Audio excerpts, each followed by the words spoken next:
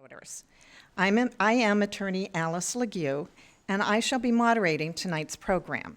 I am a member of the Plymouth Area League, but I do not live in Plymouth, and that is why I have agreed to moderate this forum. The League of Women Voters is a nonpartisan political organization that encourages informed and active participation in government and the political process through citizen education, including hosting forums like this. Anyone who is interested in learning more about the League is invited to visit our membership table here tonight or find us online at www.plymouthlwv.org. Our website also offers a local voters guide where candidates, including town meeting representatives, provide information about their candidacy. We hope all the candidates take advantage of this resource to inform our voters. Many have already. Tonight's school committee candidates forum is being held in the Mayflower Room of the Plymouth Schools Administration Building at 11 Lincoln Street and filmed by EdTV. Videos of the event will be shared on our League website and on the Plymouth Public Schools webpage. Thanks to EdTV tonight for providing this service. Also, thank you to our timekeepers this evening, League members Mary Tusignant and Nancy Dawson, who are seated in the front. Thank you also to Charlie Votrain, who will be projecting tonight's questions on the far wall viewing screen. And thanks to the Old Colony Y, who did generously offer to provide free childcare for this event, but we only had one taker, so but the fact that they made themselves available, we're quite grateful. So tonight's questions for the candidates were submitted by our League membership. They have been screened and designed by our Voter Service Committee to be nonpartisan and to include a variety of issues important to all of us as voters. 5 candidates are running for 3 seats on the school committee. They are Ashley Shaw, Bethany Rogers, Vedna Haywood, Catherine Jackson, and Hunter Young. Ashley Shaw was unable to appear tonight, but she was invited to share a 2-minute written opening statement, which you will find on your seat. The other 4 candidates will provide opening statements and respond to 7 questions. You will be given 2 minutes for your opening statements. You will be given 1 minute to respond to the questions. There will be 2 rebuttal periods when each of you will have 30 seconds to respond further to any of the preceding questions or to further explain your positions. The first rebuttal will be after the 3rd question, and the second will be after the final question. We will then have a lightning round of questions for all of you to answer. Finally, each of you shall have 3 minutes for closing remarks. The order of candidates responding was determined at a time prior to tonight when voter service members drew candidates' names out of a hat. Tonight's opening statements begin with Vedna Haywood, followed by Bethany Rogers, then Hunter Young, and finishing with Catherine Jackson. As I had stated before, you will have 2 minutes for your opening statement. A yellow card will be raised by the timekeepers as a 10-second warning for all your responses. The red card indicates that your time is up and that you must stop. I may also say thank you when your time is up as a further clue that it's time to stop. So we will begin with opening statements, and we will begin with you, Ms. Haywood. You have 2 minutes for your opening statement. Thank you, and good evening, everyone, and thank you for coming out, and thank you to the Plymouth League of Women Voters for putting together this forum. I am Vedna Haywood, and I am honored to be running for the Plymouth School Committee. My candidacy is deeply rooted in my commitment to our town and my belief in our collaboration to shape its future. Let me share a bit about myself. I relocated from South Florida to Massachusetts with my husband 16 years ago, drawn by his desire to return home. Upon discovering Plymouth, we found not just a town, but a vibrant community that felt like family. We now reside in South Plymouth with our son, James, who is part of the Plymouth school system. Professionally, I bring 25 years of experience as a critical care surgical trauma nurse. Drawing from my experience as a nurse, I deeply appreciate the significance of overcoming challenges and the value of teamwork. My journey in service began with grassroots efforts in dropout prevention programs, literacy initiatives, and disaster relief efforts. These experiences illuminated the transformative power of education and community support, igniting within me a dedication to ensuring that every individual has access to resources and opportunities they need to thrive. Since then, I've had the privilege of holding executive positions in various organizations, including state and national committees. In these roles, I've been a staunch advocate for education, health equity, voting rights, championing policies, and uplifting communities and empowering individuals. Additionally, I've served on local committees, working tirelessly to address the unique needs and challenges of our neighborhoods. My tenure on the Plymouth School Committee has been a cornerstone of my commitment to this public service. In over 2 terms, I've contributed to the critical decisions that have shaped education, policy, safety, infrastructure, and planning. And with a multi-million-dollar budget, I've worked diligently to ensure that our dollars are invested wisely and prioritizing the needs of our students and educators. I firmly believe that Plymouth's potential for growth and positive change, and that is why I've devoted 15 years of service to this community. Thank you for Ms. considering me Haywood. for this vital role and in shaping our Thank you. future of our town. Ms. Rogers? Thank you. Good evening. For those of you who do know me, great to see you. For those of you who don't, my name is Bethany Rogers. I'm local to Plymouth. I would not say I was born here. I'm a transplant from the Mid-Cape area, but I did attend the Plymouth Public Schools, Manomet Elementary, PCIS, and then Plymouth South. Graduated from Plymouth South 10 years ago. From there, I thought I wanted to be a teacher.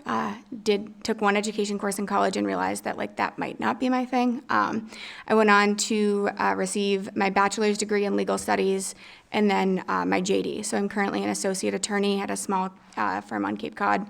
Do a fair amount of business law where I do a fair amount of negotiating. I also currently work as a bar advocate representing the indigent population on Cape Cod who are faced with criminal challenges.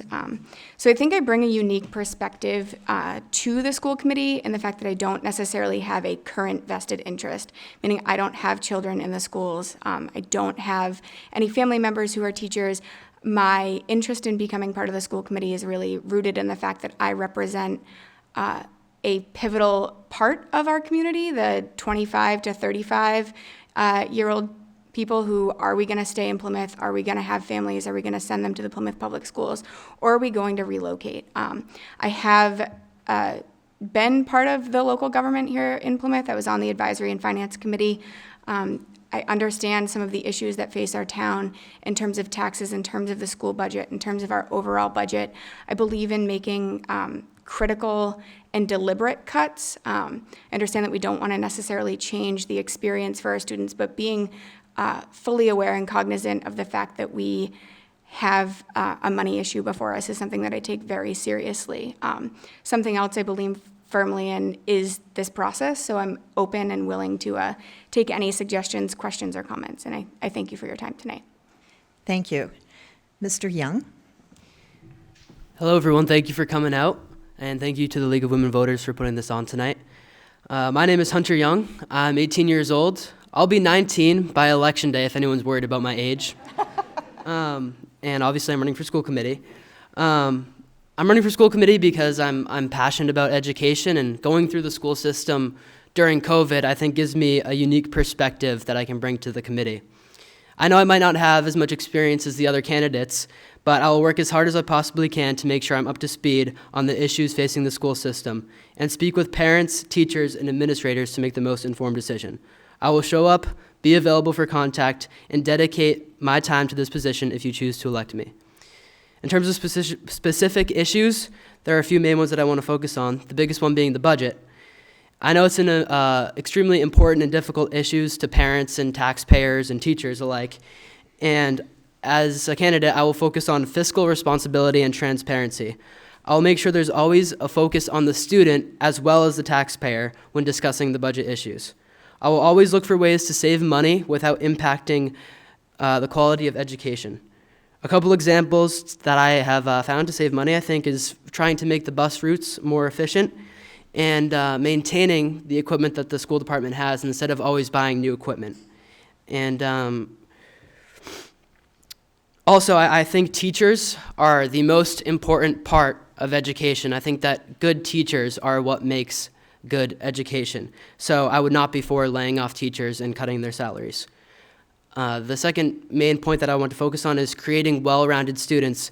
Students that graduate not just knowing how to write an essay or memorize certain facts of history, but students that graduate that know how to do a budget, that know how to do taxes, and the important things that we all need to do as citizens. So I thank you again for coming out, and I'm excited to answer questions tonight. Thank you. Thank you. Ms. Jackson? Hi, everyone. My name is Kathy Jackson, and I'm honored to stand for you today as I seek re-election to our school committee. Over the last few years, I've been deeply committed to our schools, our teachers, and our students. In these challenging economic times, it's more important than ever to stand by our educational institutions and those who dedicate their lives to shaping young minds. I firmly believe in investing in our future and our students, ensuring that they have the tools and support they need to succeed. My vision for our schools is firmly grounded in the principles that students come first. It's about prioritizing their needs in every decision and action we take. But it's not just about academic success, it's also about fostering social and emotional wellness. We must provide resources to support and develop mental health skills and well-being among students and staff. Equity is another cornerstone of my platform. Every student deserves access to opportunities, resource, and support regardless of their background or circumstances. Empowerment is key. We must foster a sense of self-determination, confidence, and autonomy among learners to help them reach their full potential. Respect and collaboration are fundamental to building a thriving community.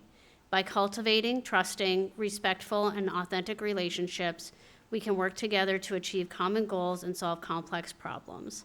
Open, honest, transparent communication is essential in this endeavor as it facilitates understanding, resolves conflicts, and strengthens connections.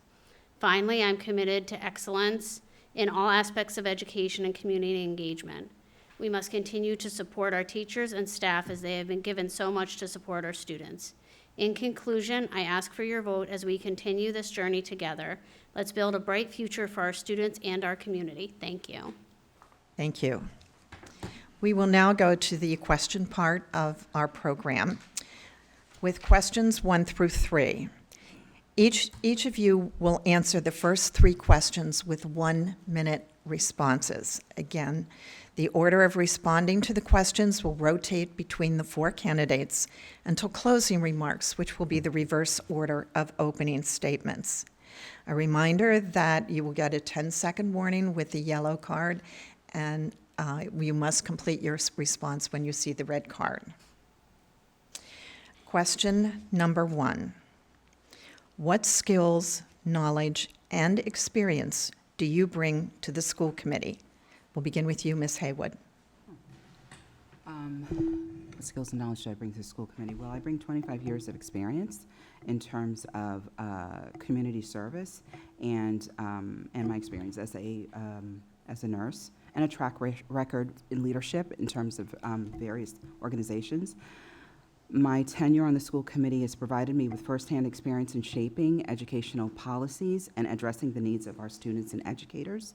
As a parent myself, I understand the importance of advocating for the needs of students and families within our school system, and I have invested in the success of the school. So that's the skills and knowledge I bring.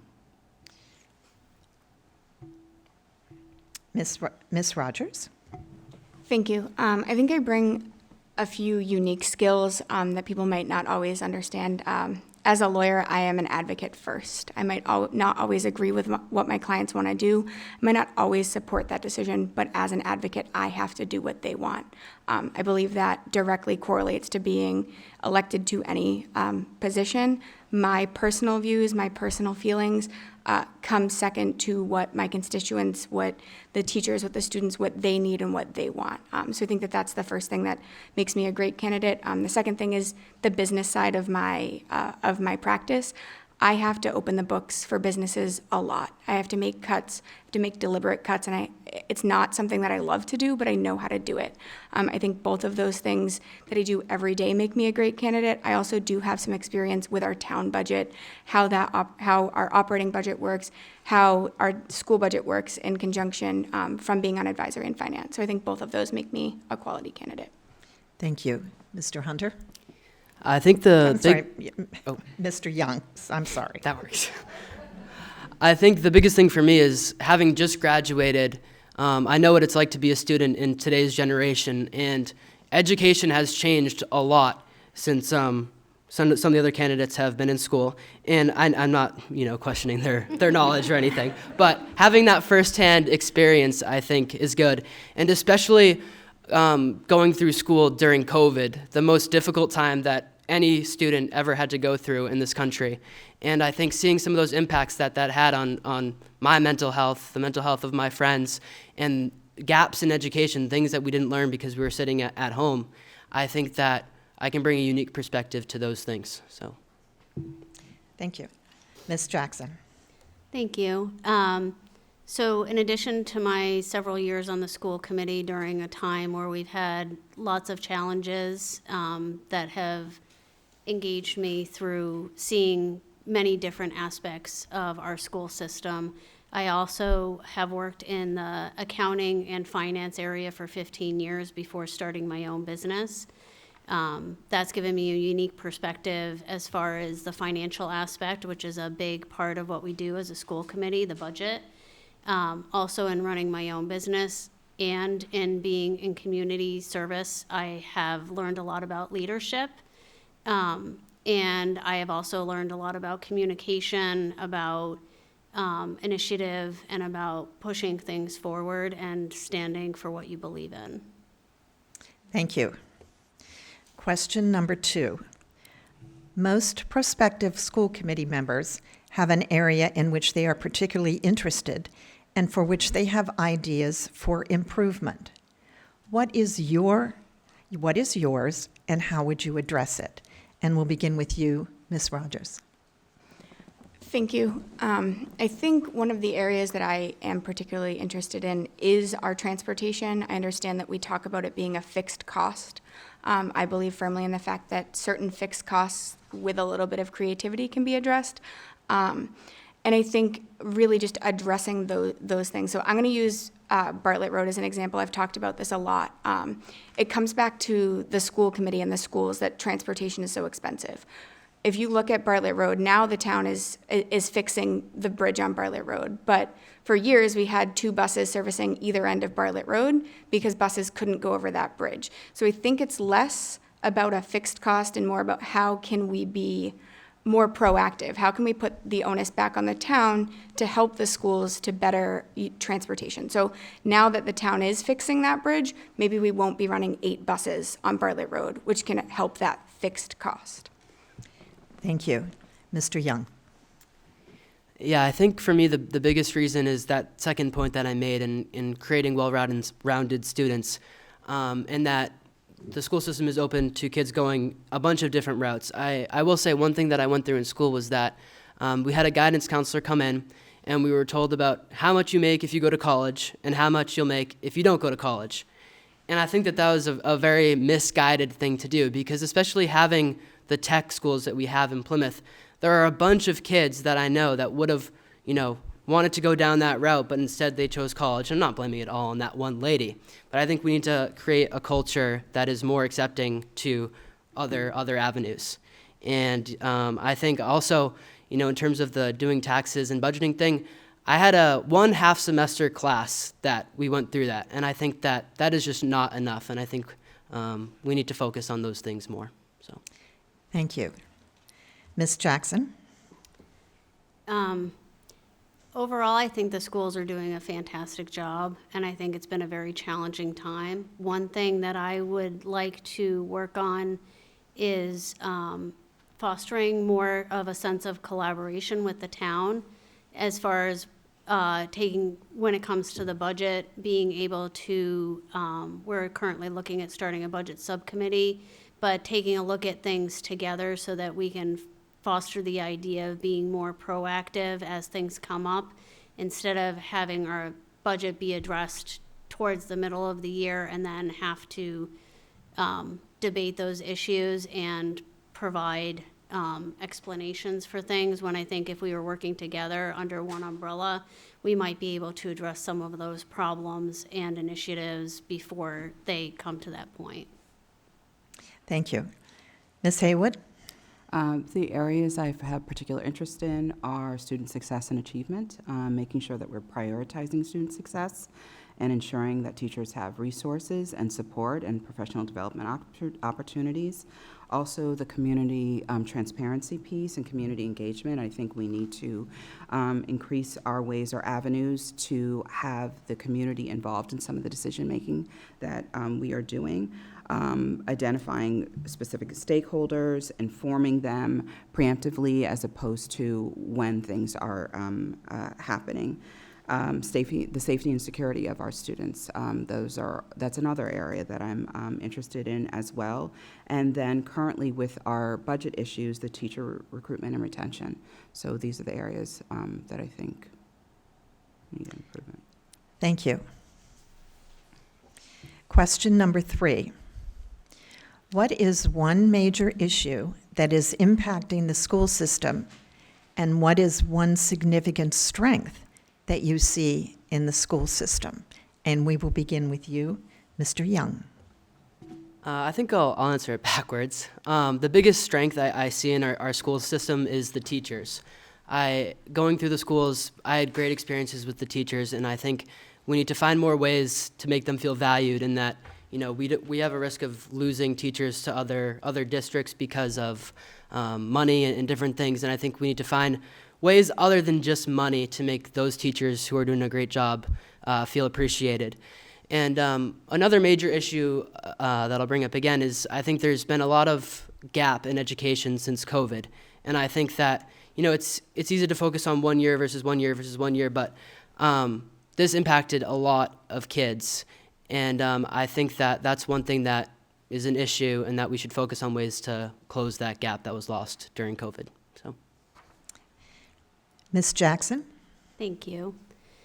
So there are several issues that I see facing the school system at this point, but I think really a lot of it comes down to money and what's going on. Right now, I think the biggest one that I'd like to focus on would be our teachers and advocating for them and the importance of how they've contributed to this community. And I think that it's important that we give back to them as much as they've given to us and continue to give to us, not only in form of education, but in the form of mental health. And as the biggest problem, I also see them as our biggest strength. Our community is made up of educators and staff that are an enormous strength to our community. Thank you. Ms. Haywood?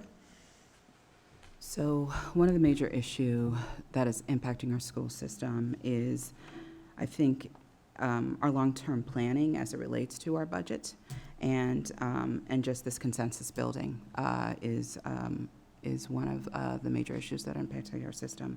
Our strength is our dedication to our student success. I do believe that we are intentional in terms of focusing on our students, and that is the only way that happens is through our teachers. So they're one of our biggest strengths within this community. Right. Thank you. So now is the time for the first rebuttal. Each of you, oops. Did you skip Mrs. Rogers? Who did I skip? I'm so sorry. It's okay. Thanks for the warning. I'm sorry, Ms. That's okay. One of the major issues I see impacting our school system right now is transparency and communication. I think one of the things that school committee could do better is meeting teachers or meeting parents and the community where they are, finding out those stakeholders. How do you best receive information? I think that social media can be great, but can also be a fire starter of rumors, of negativity. And so I think being ahead of those rumors and being ahead of that negativity and trying to just be as transparent as possible is probably one of the bigger issues that face the school system as a whole. I would say one of the significant strengths is our sense of community, is the fact that we are a resilient community, and our teachers that foster this sense of community, not just our current teachers, but the retired teachers who have come back as, subs who have come back, who've routinely shown themselves to be part of and a staple of Plymouth. So I think the community is one of our biggest strengths. Thank you. Now, we will move to the first rebuttal period. Each of you will have 30 seconds to respond. You may rebut any of the other candidates, or you may provide additional information to further explain your responses and positions as you express them in the first 3 questions. You also have the opportunity to say, I'm taking a pass, if you don't particularly have want to respond in this rebuttal period. But we will begin with you, Ms. Jackson. So I just wanted to take the opportunity just to explain the transportation piece a little bit more, because I think having worked on that aspect, it would be easier and add more depth to that conversation. When it comes to transportation, there are several initiatives that we're currently working on as a school committee to try and address the transportation. One has to do with the out of district transportation, and the other has to do with the bus routes that we're talking about currently. Thank you. Ms. Haywood? I'm going to pass. Okay. Ms. Rogers? I guess I'll stay on the transportation piece. I think I recognize that there is a lot of work being done, and I think that maybe that ties back into my transparency and communication piece, is informing people of what's being done, because as someone who is not on the committee, and I don't mean to point fingers, it seems very much like the current state is that we hide behind fixed costs, such as transportation or the education of our special needs students, and I think if we were a little more transparent about that, it would be easier for the taxpayers to stomach the large amount that we pay. Thank you. Mr. Young? Yeah, so on the point about transparency, I'm just going to bring up a simple idea, and I'm going to show my age a little bit, but I think one idea could simply be, short 1-minute videos explaining certain things of the school committee, of the budget, certain things. We all have short attention spans now, and I think, just an idea of having short little 1-minute videos explaining, what the school committee decided on this issue, what this school is doing, what that school is doing, and where your money's going. So that's just an idea. Thank you. We are now in the question period for questions 4 through 7. Again, reminding you that you have 1-minute responses and that you will be queued at 10 seconds, and then the red card that you must conclude. So question number 4.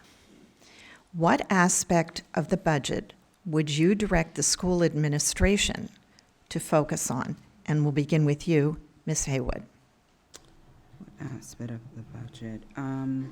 I guess maybe exploring alternative funding sources such as grants or partnerships with local businesses. I think also in terms of the budget is also how do we, personnel retention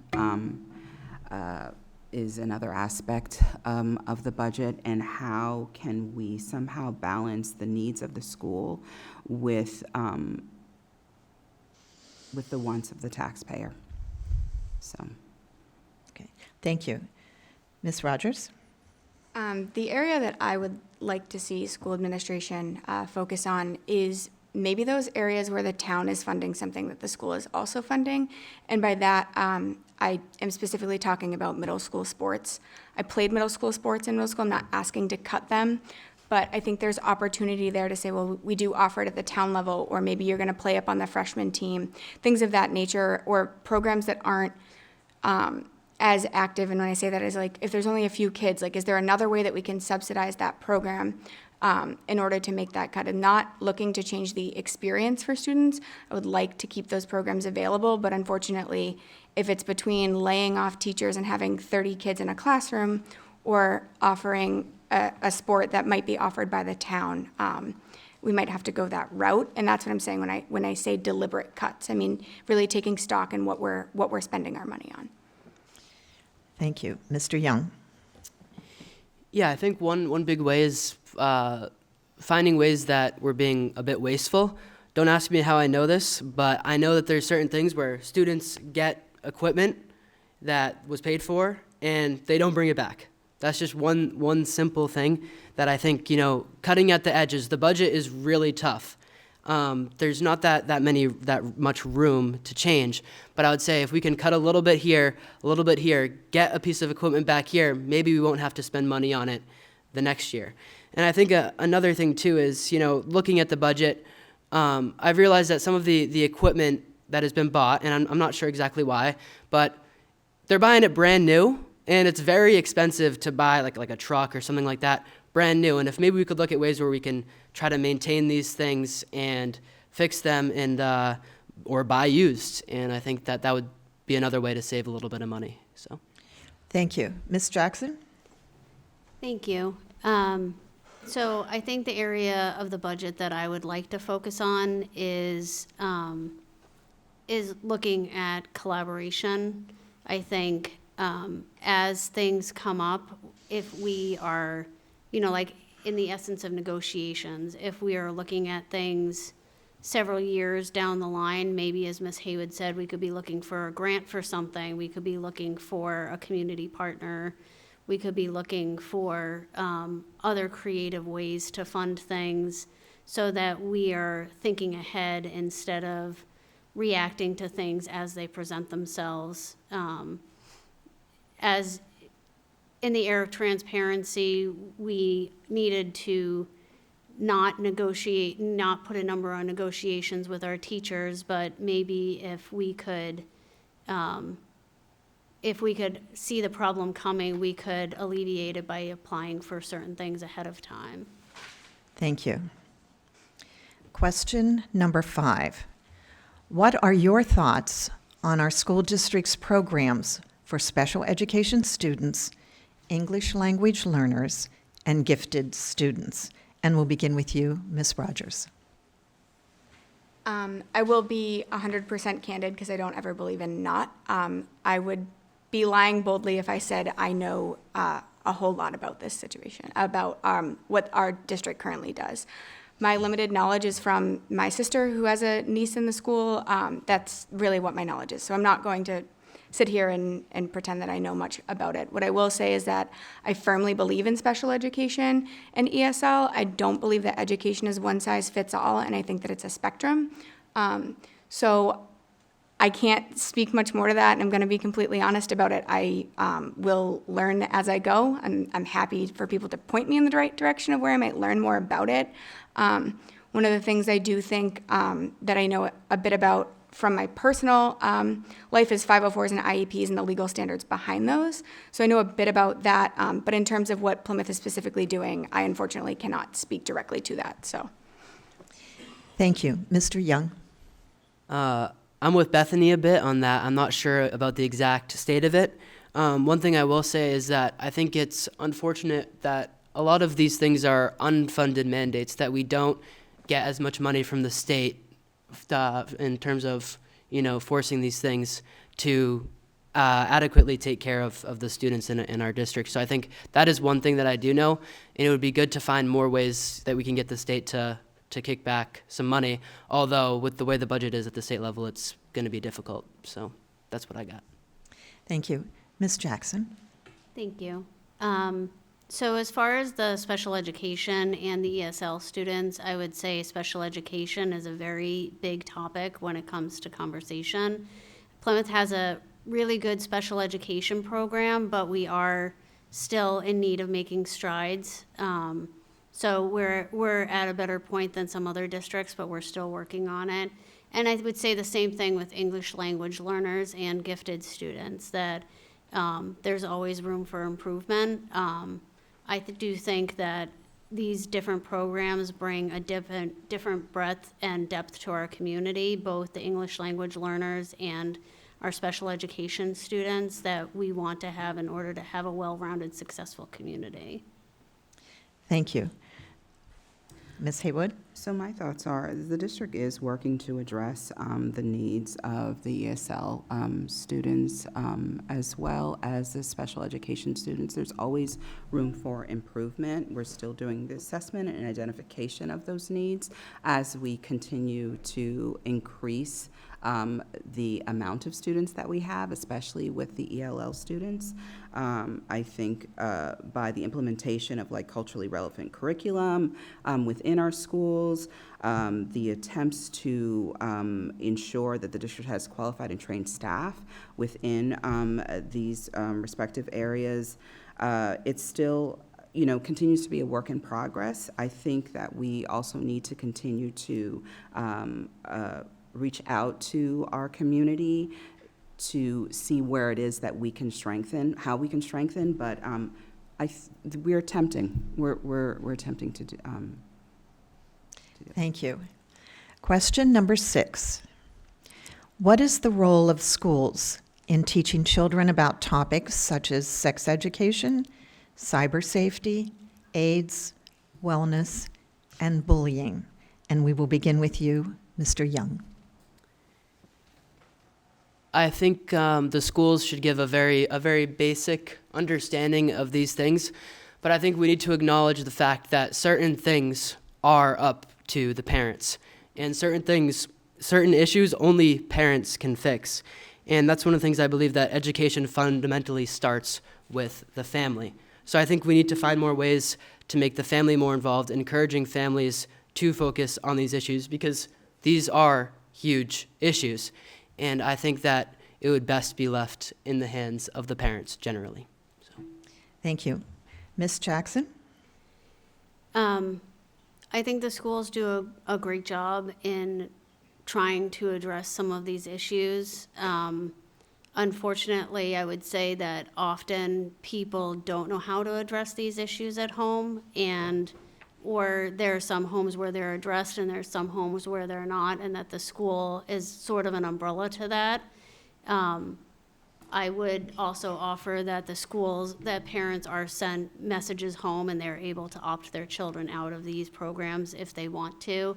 But I think some of them are necessary. I know myself that internet safety has come a long way since I was in school, so I would not try and take on cyber safety and cyberbullying on my own. So I think those are things where I think the school, provides something that is much needed in the community. Thank you. Ms. Haywood? I believe it's a partnership. So I think we need to foster open dialogue and constructive engagement with the community when we're dealing with sensitive topics. I think we have to, once again, as we're identifying stakeholders, discuss their concerns, have the ability for the school to, and the stakeholders to share perspectives and seek a common ground related to these topics, and do that in a respectful and inclusive manner. As Mrs. Jackson mentioned, I don't know if I would be able to take on the cyber safety issue. So that's why I think that this is a partnership. And so in that, also having the ability to opt out, and I think that's, that is the role of the school. Thank you. Ms. Rogers? I'd echo much of the sentiments of Ms. Jackson and Ms. Hayward, that I do think it has a role in schools. I grew up, I had all of these in health class. I learned about all of these. You can opt out. I think the partnership is great, but I do think that there are certain children who don't feel comfortable asking their parents about certain things, who don't feel comfortable being their true self at home. And when you have students that are like that, they need someone. They need anyone that's gonna teach them cyberbullying, regular bullying, sex ed. What does it mean to be gay? I'm not afraid to say it. And so I think that is important in schools because not everyone has someone at home who's going to teach them about that. When you have a student who's in 9th grade and comes to Plymouth South High School and sees someone who looks like me for the first time and they have no idea what's going on, that's a problem. I think the schools have some level of ownership to continue to foster a positive and healthy community. Thank you. Question number 7. Do you feel there is enough action being taken by the school committee to ensure our students and teachers are becoming more formally climate literate? And we'll begin with you, Ms. Jackson. So I do think that the schools do a great deal to try and keep students informed about being climate literate, and I do think that they are constantly coming up with programs in order to try and make this a priority. There are some initiatives that I would like to see happen in schools that I think would foster that, such as banning polystyrene, which we're working on right now. Also, an initiative with the town would be recycling. Right now, we can't do a lot of recycling because it's cost prohibitive, but I would like to see that be something that we could also move towards. Thank you. Ms. Haywood? I think we could do more in terms of ensuring that our students and teachers are formally climate illiterate. I know that we do engage in initiatives in terms of energy saving, but the formal education of, I think we can do more. That's how I'll answer the question. Thank you. Ms. Rogers? I would agree that we could do more. I understand that there is cost prohibiting factors, like Ms. Jackson said, because to be honest, again, 10 years out, but being climate literate, to me, I wasn't entirely sure of the lingo. I do know that it's, being consciously aware of, the effects that we have. So I do think there's steps to be taken. I think maybe that's an area too where, is it so much on the schools, or is that a cultural, societal issue that we should be talking about in every area of the town, not just the schools and not just putting the onus on the teachers to teach students, but is that something that we should be doing across the board? So do I think there's more that could be done? Yes, but do I think it's necessarily a school committee or school issue? And we have much bigger issues and much bigger fish to fry? Maybe not so much. Thank you. Mr. Young? Yeah, I think for the school committee, if I had to rank from 1 to 100 the importance of issues, I don't know if this would make the list, to be honest with you. I think that, recycling is great and being, a good steward of what we've been given and our resources. But climate literate, to me, I don't know, it's a kind of a loaded term, I guess. What does that even mean? I would say, I don't think this is a pressing issue. So. Okay, thank you. We will now come to the second rebuttal period. And again, just reminding you that you can pass or you can respond. You have 30 seconds to respond, where you can rebut the other candidates or provide additional information or further explain your responses. So we will begin the rebuttal with you, Ms. Haywood. I think just in addressing the ESL issue, I think that in terms of the district's attempts, I just wanted to say that we have been faced with unexpected, like a burgeoning, influx of students. And so I think we are doing what we can to, deal with that issue. Thank you. Anyway, I should have just- Thank you. Ms. Rogers. I think I'm going to pass. Okay. Mr. Young. Yeah, I think I'll clarify a bit on the sex education issue. I'm not saying that it has no role in the schools, but I think making it as basic and as simple as possible would be the best. So. Thank you. And Ms. Jackson. I just want to speak about the whole process overall of being on the school committee. I want to say that I believe that it's overall a collaboration between the town, the school committee, the staff, the students, and the parents, and that the focus is on putting the students first and what's best for the students. So I'd just like to add that. Thank you. Now we are at the lightning round. So we have a list of 5 simple questions that our members felt voters were important. It was important for our voters to hear. Your response is strictly yes or no, except for the last question, which you will answer with a letter. And so we will begin our lightning round with you, Ms. Rogers. Should teachers be allowed to strike as a means of negotiation? Yes. And Mr. Young? Yes. Ms. Jackson? Yes. And Ms. Haywood? Yes. Question number 2. Are Plymouth schools too heavy on administration? Mr. Young? Yes. Ms. Jackson? No. Ms. Haywood? No. Ms. Rogers? Yes. Question number 3. Should MCAS be a requirement to graduate? Ms. Jackson? No. Ms. Haywood? No. Ms. Rogers? No. Mr. Young? No. Question number 4. Does Plymouth have trouble hiring and retaining teachers? Ms. Haywood? Everyone does. So yes. Ms. Rogers? Hiring no, retaining yes. Mr. Young? Yes. Ms. Jackson? Yes. Question number 5. What grade would you give Plymouth schools? Ms. Rogers? C plus. Okay. Mr. Young? B minus. Ms. Jackson? B plus. Ms. Haywood? A B plus. Pardon? B plus. Okay. All right, and now we are into the closing remarks for each of you. You have 3 minutes to make your closing remarks.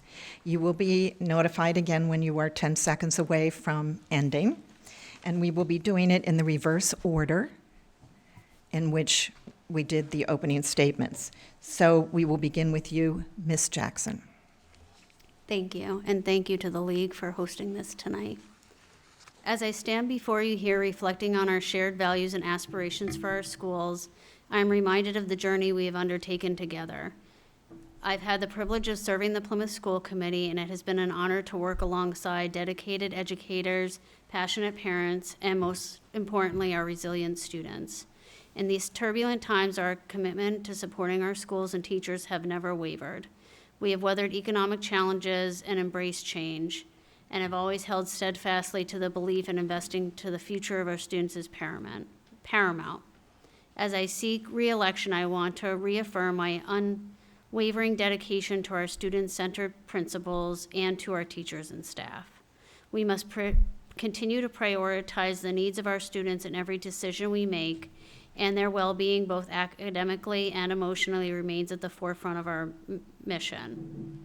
Equity is not just a buzzword, it's a fundamental principle that guides my work. Every student, regardless of their background or circumstances, deserves equitable access to opportunities, resources, and support.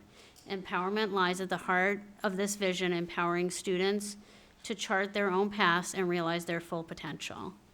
Respect and collaboration and open communication have always been cornerstones of our success. By fostering trusting relationships and promoting teamwork, we can achieve remarkable progress. Our journey is far from over. As we strive for excellence in education in our community, we must remember that our teachers and our staff are the backbone of this community. In closing, I humbly ask you for your continued support. Together, let's build upon the achievements, overcome the challenges, and pave a way for a brighter future for our students and our community. Thank you for your trust and your partnership. Let's keep moving forward together. Thank you. Mr. Young. To close, I would just like to remind everybody watching in the audience the 4 jobs of the school committee that are outlined on the website. And those 4 jobs are to oversee the budget, develop policies within the school system, hire and review the superintendent, and advocate for the school system with the town. And I would say it is important that, we focus on those things. And I would say I'm not here to push my agenda on anybody in the school system. I'm here to listen to parents, to take in the considerations of the students and the teachers, and to do that job that the school committee has to do. I look forward to talking with many different people, with parents, with principals, administrators, in this goal. And I think that, again, my perspective as a young person, I think is really an advantage and will be an advantage to the school committee. So I hope to have your vote on May 18th and early voting and mail-in voting and all that. And thank you guys for listening to me tonight. Thank you. Thank you. Ms. Rogers? First, I'd like to thank everyone for being here, for the league for putting it on. I'm a firm believer in informed voting, so I appreciate everyone being here to listen to me, even when I have no idea what I'm talking about, and I'm going to tell you that. I firmly believe, I think I said this earlier in the democratic process, and the fact that my opinions, while I spewed them at you for the last, I think, hour or so, they don't always come first. I have certain ideals, I have certain things that I believe, but if that's not what our community believes, then I will put my personal beliefs aside to stand up for what the community believes and what our students need. I'm not a great politician. I've had plenty of people say, I'm going to hold you to that. Please do, because if I turn against it, then I have nothing. You have 2 things in your life, and one of them is your reputation, and the other one's your integrity. So the second you lose those, then it's all over. So I sit here before all of you, just being willing to be open and honest and have a conversation. Ask me a question, I'm going to answer it to the best of my ability. It might not always be right. I'm willing to put, that aside and say, I don't know. And I'm willing to learn. Kind of missed school. Did it for, 20 some odd years. Went on, took the bar exam, and now I have nothing. So I'm excited to learn more about school committee, about what the school committee does, and to be an advocate in another arena. So I love being an advocate every day. I coached for years. I wanted to be a teacher, just really couldn't make that happen. So I'm happy to come back and hopefully give back to the community that gave so much to me. So again, I thank you all, and I hope to at least see you on the 18th. If nothing else, please vote, because local voter turnout makes me very sad. So even if it's not for me, get out and vote. Thank you. Ms. Haywood? So I just want to say that I stand before you with a profound sense of duty and dedication to our community's education system. As we know, being an effective school committee member requires more than just a title. It demands commitment, collaboration, communication, and resourcefulness. I firmly believe in the effective governance begins with listening. That's what we're here to do. That's why we came out tonight, is to listen. And so listening to the concerns of parents, educators, community leaders is paramount in maintaining and improving our standards of education. It is through open dialogue and cooperation that we ensure that our children receive quality education while being mindful of our physical responsibility. Our children are our future, and it's our responsibility to provide them with the best opportunity to success. And this means we're supporting our educators with resources that they need to thrive in the classroom and advocating for the engagement of all families that are here tonight, especially those who are underserved, and by making sure these resources are more transparent, accessible, and that we create equitable education environment for all. Our educators are the heart and soul of our schools. They inspire, they mentor, they guide, they shape the minds of our next generation. They shaped mine. So we must provide them with the resources that they need to excel at their vital roles. And a strong budget allows us to invest in professional development opportunities, classroom materials, and empower our educators to continue to deliver excellence in our education. Equally important is our commitment to maintaining and elevating our educational standards, and every child deserves to have access to high-quality education. As a member of the Plymouth School Committee, I pledge to champion a strong budget that supports and preserves our educators and upholds our educational standards for our children. I will work tirelessly to ensure that every dollar is used effectively and efficiently, with a focus on maximizing the impact on our student learning. I offer integrity, dedication, and a track record of community service, and I am committed to transparency and collaboration, and I'm ready to continue to tackle the responsibilities of being an effective member of the Plymouth School Committee. Plymouth is a wonderful town with limitless potential, and with your support, I am eager to continue to contribute my skills. In closing, I humbly ask for your vote on May 18th. My name is Vedna Haywood, and I would like to continue to work for you and the district because I believe in the power of community to shape a brighter future for our generations to come. Together, let us continue to invest in the future of our children and our community. Thank you. Thank you for coming out tonight, and thank you for your consideration, and thank you to the League. Well, and thank you, school committee candidates, for participating in this evening's forum. I think it's time we give them all a hand.